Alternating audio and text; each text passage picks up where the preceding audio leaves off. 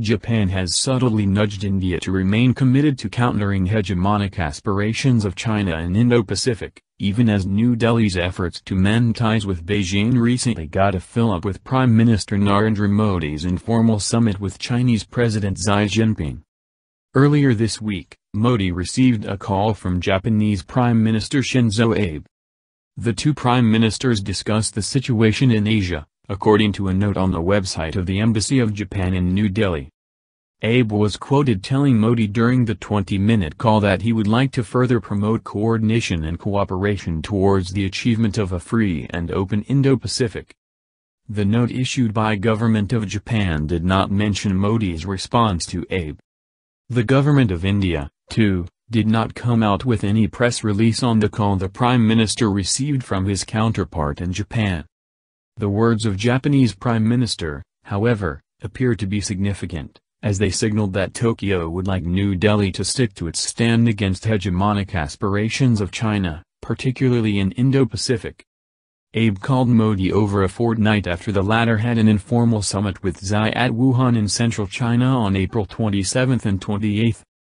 The meeting between Modi and Xi fueled speculation that New Delhi might put on the back burner its Quad initiative with Japan, Australia and the United States to contain China in Indo-Pacific, as it was trying to bring its ties with the communist country back on track and would prefer to avert annoying Beijing.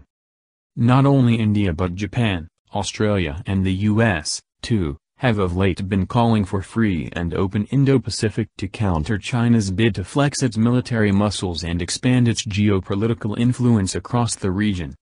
Beijing, however, views it as a ploy by the US and other countries to contain the rise of China.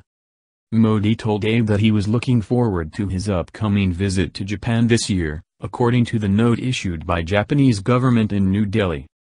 During the annual summit in New Delhi in September last year, Modi and Abe agreed to reinforce their efforts to align India's Act East policy with Japan's free and open Indo-Pacific strategy. They agreed to enhance maritime security cooperation, improving connectivity in the wider Indo-Pacific region, strengthening cooperation with the Southeast Asian nations. India also joined Japan, Australia and the US to relaunch the Quad initiative on the sidelines of the East Asia Summit in Manila in November last year. The move, however, drew flack from India's old friend Russia as well as some of the Southeast Asian nations.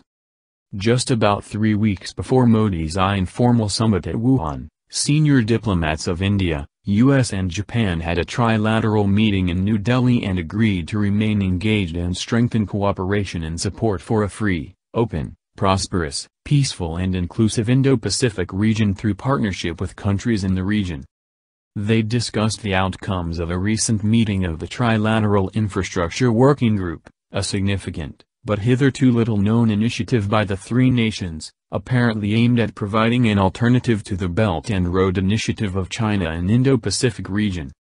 New Delhi has not yet signaled any departure from its position on free and open Indo-Pacific.